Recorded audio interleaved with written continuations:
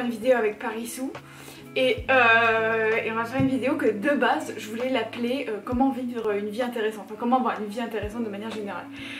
Et au final j'ai décidé de l'appeler autrement et pour dire la même chose en fait. J'ai décidé d'appeler cette vidéo comment sortir, comment en finir avec la déprime du quotidien. Tu vois la petite déprime qui est là, tu te lèves, t'es là.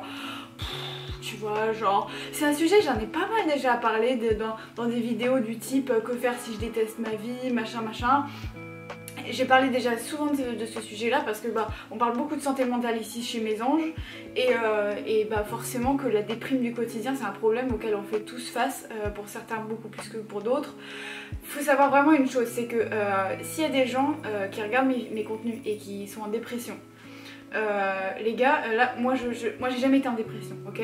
Et en fait je fais pas du contenu pour guérir les gens de la dépression. Je parle vraiment juste aux gens qui sont juste dans des petites déprimes, tu vois. Et je sais pas si, peut-être ça peut aider des gens en dépression, moi j'en sais rien, moi j'y connais rien, j'ai jamais été en dépression. J'ai déjà eu un semblant de dépression mais ça a jamais été une vraie dépression. Mais c'est juste pour dire que ne prenez pas ma vidéo pour un guide en 5 étapes pour sortir de la dépression, ça n'est pas le sujet. Vraiment mon but là c'est de parler aux gens qui juste font face à la petite déprime du quotidien. Bon, vraiment voilà, de temps en temps t'es là, tu te dis ouais ma vie est quand même chiante. Et puis voilà, je sais pas, peu importe ce qui se passe dans ta tête, mais genre t'es un peu déprimé, tout simplement. J'ai pas envie de détailler. C'est un problème auquel j'ai fait face mais pendant vraiment énormément de temps. Toutes mes années d'études, j'ai vraiment eu un vrai problème avec ça, avec ce truc de... Tu vois, c'est pas une grosse déprime, c'est pas genre t'es en dépression, c'est pas... Mais c'est là, tu vois, c'est là. Tu te réveilles le matin, t'as envie de rien faire, t'es là, ouais, fais chier, ça me saoule, aller au boulot, chiant. Tu vois, ce genre de sentiment, tu vois. Et ça peut avoir l'air de rien, c'est un truc qu'on fait tous face à ce genre de sentiment, tu vois.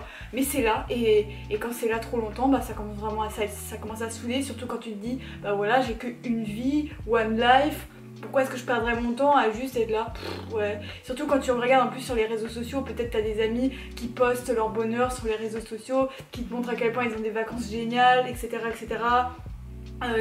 Qui vont peut-être se marier, qui ont des super événements dans leur vie, et toi t'es là, t'es déprime, t'es pas bien, t'es là, ouais. Et généralement c'est un problème qu'on prend pas assez au sérieux parce que tout simplement tant que c'est pas une dépression, tu vois, tu te dis c'est pas une dépression, c'est bon, c'est comme tout le monde pareil, etc. Et du coup on le prend pas au sérieux et je pense que c'est vraiment une erreur parce que si vraiment tu te poses la question, si à un moment tu te poses et tu te dis ouais je suis un peu déprimée, ça me saoule, ça vaut le coup, mais ça vaut grave le coup, ça vaut autant le coup de se pencher sur le fait de guérir ça entre guillemets que de songer à la guérison quand on est en dépression. C'est au bout d'un moment, au final c'est pas le même problème mais on est un peu dans la même famille de problèmes dans le sens où on a des émotions négatives et on voudrait en avoir des meilleures, avoir des meilleures émotions dans notre vie, tu vois. Donc voilà, c'est un sujet, j'ai l'impression que je suis en train de me répéter mais ce que je vais dire dans cette vidéo je crois que je l'ai jamais vraiment dit et je voudrais te raconter une anecdote d'hier. Hier c'était un très grand jour pour moi. C'était vraiment... voilà, t'inquiète pas, au début tu vas pas comprendre le rapport avec les vidéos, mais en fait c'est totalement un rapport, c'est pas du tout pour rien que je te sors cette anecdote, c'est pas pour raconter ma vie, c'est vraiment parce que je veux faire le lien entre ce qui m'est arrivé hier et le sujet de la vidéo tout simplement, tu vois. Hier c'était un grand jour pour moi parce que en fait, bon déjà il faut que je te raconte un peu qui je suis. Mais moi, alors si tu suis mes vidéos depuis des années, il y en a certains là dans cette chaîne qui me suivent depuis très très longtemps. Tu sais qu'avant ma chaîne YouTube était une chaîne YouTube de yoga / stretching, c'est à dire que littéralement je faisais que des vidéos où je montrais comment s'étirer, comment devenir plus souple, etc. etc. Et il faut savoir que j'adorais ça, j'avais le grand écart dans tous les sens. Bon j'ai toujours un peu, mes grands écarts ont un peu perdu mais je pense que je peux les récupérer très rapidement, voilà, mais je suis plus du tout aussi consistante qu'avant en stretching, enfin bon peu importe. Mais il faut savoir qu'en fait depuis des années, et je crois que ça me date de là, j'ai 24 ans aujourd'hui mais je crois depuis depuis l'enfance en fait, je crois. J'allais dire depuis l'adolescence, mais je crois que même quand j'étais enfant, j'avais déjà ce rêve-là. Mais j'avais un rêve très puissant, enfin très fort, de faire de la danse classique. C'était vraiment genre un rêve, genre faire de la danse classique quoi, genre le rêve quoi. Genre littéralement j'étais le stéréotype de la petite fille qui rêvait d'être danseuse étoile. Quand je regardais les danseurs, j'étais en admiration totale, je trouve ça sublime. Il y a eu toute une période pendant mes études, entre mes 18 ans et mes 20 ans, 21 ans, où je binge-watchais des vidéos de danse sur YouTube. Je regardais même des tutos de danse alors que je ne dansais pas moi-même. Et il faut savoir que j'ai jamais pris un seul cours de danse. C'est-à-dire que jamais. Et tu vas me demander mais pourquoi, comment ça se fait que tu rêves de faire ça et tu l'as jamais fait. Il faut savoir que jusque là, en fait je gagne ma vie depuis seulement cette année. Et avant, tout simplement, c'est mes parents qui finançaient tout ce que je faisais, etc. J'avais certes un peu d'argent de poche, mais absolument pas assez pour commencer la danse. Et surtout, c'est pas un truc duquel j'allais parler à mes parents de ouais, j'aimerais faire de la danse parce que personne ne fait de la danse dans ma famille. Enfin, c'est pas non plus un truc que j'aurais demandé comme ça. C'était pas naturel pour moi de demander, voilà, peut-être d'avoir ça pour mon anniversaire ou je sais pas, j'y ai jamais trop songé. Genre, je laissais ça dans un coin de ma tête, tu vois. Oh, je parle trop, faut que j'abrège là. Je vais rentrer dans le sujet de la vidéo là. Bref, et hier j'ai pris mon premier cours de danse classique. J'ai 24 ans, alors je vais faire une vidéo spécifique là-dessus, sur mon premier cours, sur comment ça s'est passé, etc. Et comment voilà. Mais j'ai littéralement pris mon premier cours de danse classique, c'était incroyable pour moi. Genre vraiment, j'ai vraiment senti que j'avais... Genre je me suis dit, oh ça y est, ça fait des années que j'en rêve et ça y est, je suis dans le studio, j'ai mes petits chaussons et je vais danser, je vais prendre un cours de danse et ça y est, je fais partie des gens qui prennent des cours de danse et c'était incroyable, c'était un sentiment vraiment de joie, de fierté aussi parce que faut oser aussi y aller, hein, c'était pas naturel pour moi de juste pousser la porte de l'école de danse, fallait surtout que moi qui suis Asperger, c'est voilà, les situations nouvelles, c'est extrêmement anxiogène pour moi, j'avais peur, j'avais envie de me dégonfler et de pas y aller, mais au final j'ai pris mon courage à deux mains, j'ai poussé la porte, j'y suis allée, j'ai pris mon premier cours et c'est un sentiment de fierté immense qui m'a envahi. Et pourquoi je te raconte cette anecdote, c'est parce que en fait moi, la solution à la déprime, ça a toujours été de faire en sorte que ma vie soit intéressante et que ma vie soit passionnante tout simplement. Quand je réfléchis au moment de ma vie où j'ai été le plus déprimée, je sais qu'il y a un truc qui caractérise ma vie de quand j'étais déprimée, c'est que j'avais pas vraiment de passion. Ce que je faisais dans mes journées, c'était pas intéressant, c'est-à-dire je glandais devant YouTube, dès que j'avais du temps libre je regardais du divertissement, j'étais pas productive, voilà, quand je sortais dehors c'était un peu par défaut, je choisissais pas trop mes activités, voilà, en plus j'étais un peu une suiveuse dans le sens où quand j'essayais d'améliorer ma vie, je regardais des vidéos sur YouTube de gens qui donnaient des conseils en 5 étapes, tu vois. Typiquement les vidéos de comment, je sais pas, comment être productif en 5 étapes, ce genre de vidéos, je me suis dit ça va m'aider, mais le truc c'est que ça m'aidait jamais, ça me parlait jamais vraiment, quand j'essayais, j'y croyais, ça marchait pas tout simplement.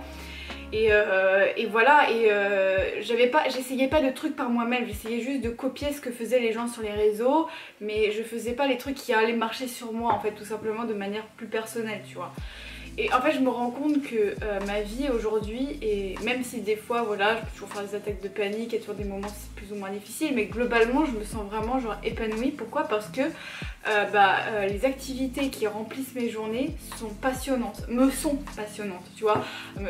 Moi j'adore la danse classique, mais je connais plein de gens qui détesteraient ça, la danse classique, mais peu importe, toi tu remplis tes journées avec tes activités, tu vois. Et essaye un peu de, si t'es un peu quelqu'un de déprimé, pose-toi la question parce que vraiment j'ai des gens dans mon entourage, mais c'est systématique, c'est à dire que c'est pas juste sur moi que j'observe ça, les gens qui sont les plus déprimés dans mon entourage, à chaque fois quand tu regardes leur style de vie, les activités qui remplissent leur emploi du temps, leur journée, leur semaine, leurs années, et tu vois la plupart du temps ils sont à la maison à glander, à faire les tâches qu'ils doivent faire par défaut, etc. Quand ils sortent ils n'ont pas trop d'intention, ils n'ont pas d'habitude, ils n'ont pas de passion, tu vois tous ces trucs là, quand ta journée est remplie, parce qu'on pourrait se dire c'est tout le monde a des journées banales, tu vois, on n'a pas tous des journées, on n'a pas tous des activités de ouf sous la main comme ça, voilà, mais le truc c'est que vraiment les éléments qui constituent ta journée, les activités, les choses qui constituent ta journée, toutes individuellement et mises ensemble, font que tu te sens bien ou pas.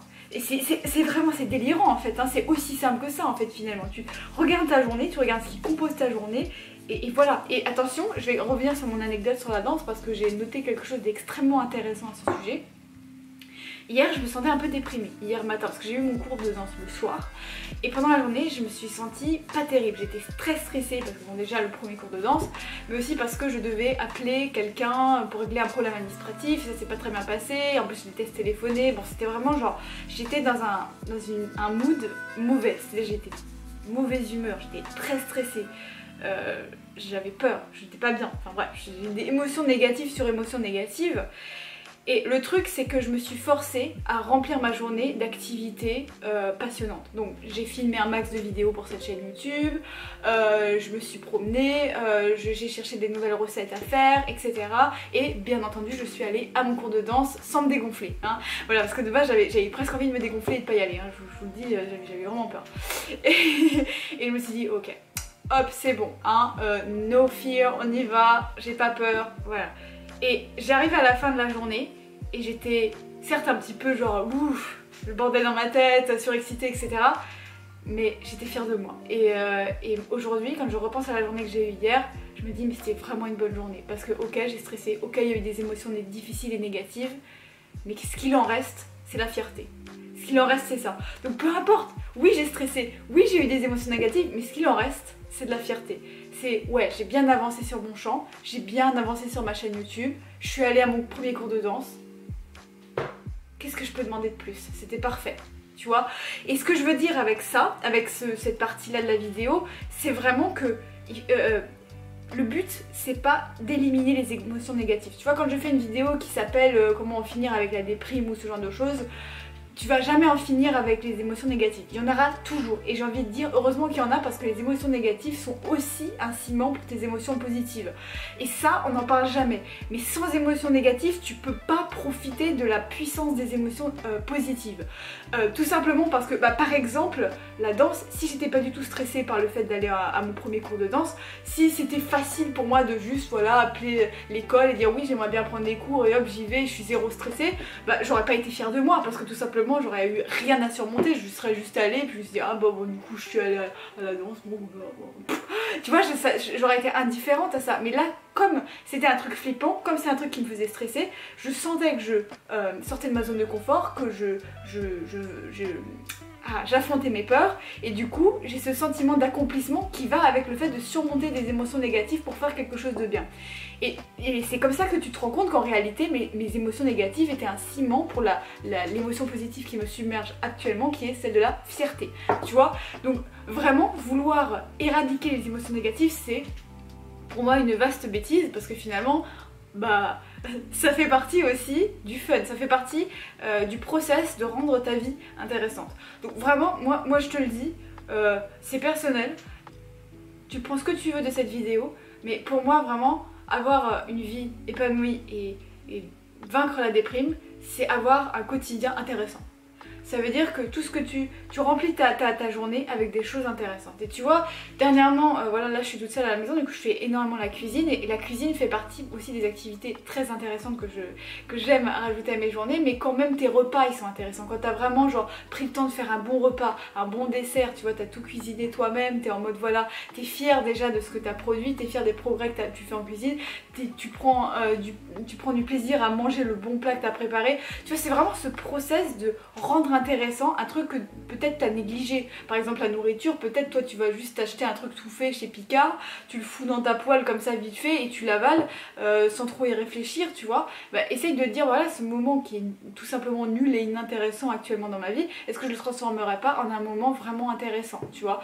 Et ça passe par parfois des sacrifices, ça passe parfois se dire ok, j'ai la flemme, tu vois, il faut que je surmonte la flemme, il faut que voilà, je me bouge un peu le cul parce qu'il faut cuisiner, parce qu'il faut un peu chercher des recettes. C'est jamais que du positif, tu vois. Et encore une fois, je passe par du négatif pour aller au positif.